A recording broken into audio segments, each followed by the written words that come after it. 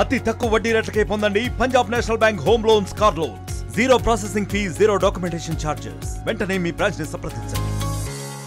హైదరాబాద్ విజయవాడ జాతీయ రహదారిపై ట్రాఫిక్ రద్దీ నెలకొంది. సంక్రాంతి పండుగ ముగించుకొని పల్లెవాసులంతా కూడా పట్నం బాట పట్టడంతో కూడా హైవేపై రద్దీ కొనసాగుతుంది. నిన్న కనుమ పండుగ కావడంతో, ఒక సెంటిమెంట్గా కనుమ పండుగ కావడంతో చాలా వరకు ఫ్యామిలీస్ అంతా కూడా రానటువంటి పరిస్థితి కనిపిస్తుంది. నిన్న కనుమ ముగించుకొని సెలవులు కూడా ముగియడంతో కూడా అంతా పట్నం బాట పట్టడం జరిగింది.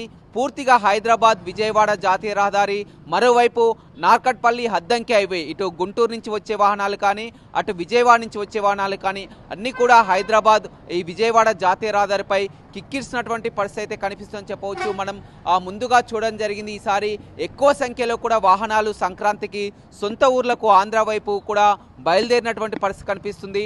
నిన్న చాలా వరకు కొంతమంది ఫ్రెండ్స్, బంధువులు అలాంటి వారే రావడం జరిగింది. కానీ వాళ్ళ కుటుంబ సభ్యులంతా కూడా కనుమ ముగించుకొని తిరిగి వస్తున్నటువంటి పరిస్థితి నెలకొందని చెప్పవచ్చు. కోర్లపాడ్ టోల్ ప్లాజా వద్ద చూసినట్లయితే అక్కడ సర్వర్లు కూడా సరిగ్గా పనిచేయకపోతే కూడా వాహనాలు పూర్తిగా నిలిచిపోవడం జరిగింది. పూర్తిగా టోల్ బూత్లోని గేట్లన్నీ కూడా హైదరాబాద్ వైపే తెరిచి ఉంచడం జరిగింది. మనం చూడడం జరిగింది. మనం వెళ్ళేటప్పుడు పూర్తిగా ఏపీ వైపు టోల్ బూతులు తెరిచి ఉండడం జరిగింది. ఇప్పుడు మొత్తం కూడా ఏపీ నుంచి పూర్తిగా హైదరాబాద్కు తరలి వస్తుండడంతో టోల్ బూతులన్నీ కూడా హైదరాబాద్ వైపు తరలి ఉంచడం జరిగింది.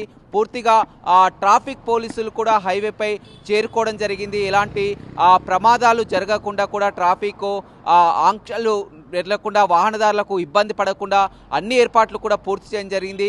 ఏదేమైనప్పటికీ కూడా సంక్రాంతి పండుగ వెళ్ళిన వారంతా కూడా మొత్తం పల్లెవాసులంతా కూడా పట్నం బాట పట్టడంతో హైదరాబాద్ విజయవాడ జాతీయ రహదారి కిక్కిరిసినటువంటి పరిస్థితి అయితే కనపడుతుంది. మరిన్ని వీడియోస్ కోసం ఛానల్ ని సబ్స్క్రైబ్ చేయండి. లేటెస్ట్ అప్డేట్స్ కోసం వాట్సాప్ ఛానల్ ని ఫాలో అవ్వండి. ఆ లింక్ డిస్క్రిప్షన్ లో ఉంది.